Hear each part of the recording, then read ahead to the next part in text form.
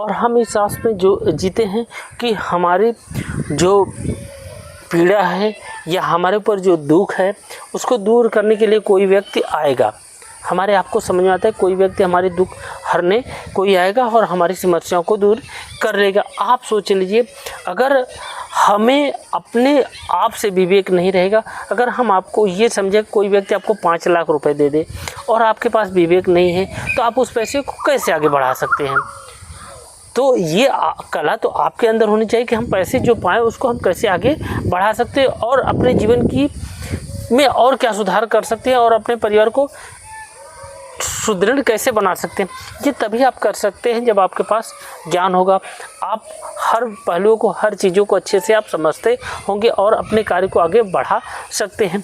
तो इसके लिए आपको क्या करना चाहिए कि फ्यूचर प्लान होनी चाहिए। फ्यूचर प्लान आप तभी बना सकते हैं कि आप जितना भी कमाए उसमें कुछ बचाना आप सीख लें। कुछ बचाना आप जब सीखेंगे तो धीरे धीरे आप उसमें करते करते आप धीरे धीरे कुछ अर्जित हो जाएगा। उससे आप क्या करेंगे, अपने कोई छोटा बड़ा जो भी आपका जैसा भी कलेक्शन हो, उस कलेक्शन के हिसाब से आपको जो भी समझ में आता है, जो भी आप करना चाहते हैं उसमें आप लगाइए और उस काम को आगे आप बढ़ाइए। जो आपके अंदर कला है उस काम को आप बढ़ाएंगे। आप इतना दुनिया घूमते टहलते हैं तो आपको ये समझ में आता होगा कि मैं भी इस काम करके कुछ ना कुछ अपने जीवन को अर्जित कर लूँगा और कुछ बढ़ा सकता हूँ। तो उस काम को आप फोकस करिए, उस काम को आगे बढ़ाएं, क्योंकि आपको अपना भविष्य संवारना है और गरीबी से निजात पाना है। गरीब व्यक्ति गरीब क्यों रह जाता है, इसका रीज़न यही होता है कि वो आगे का प्लान नहीं करता।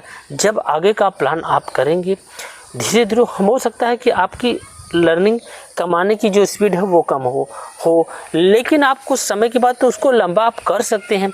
हमारी स्पीड कम हुआ है तो कोई बात नहीं, लेकिन हम कंटिन्यू किसी कार्य को करेंगे।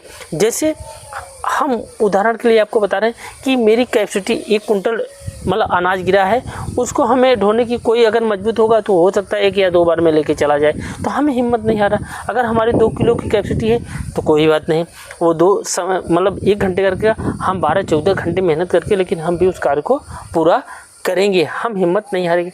तो वैसे ठीक आपके जीवन में जो पैसा है, आपके पैसे की कमाने की स्पीड कम है तो क्या हुआ, आप धीरे धीरे अर्जित तो करना सीखें।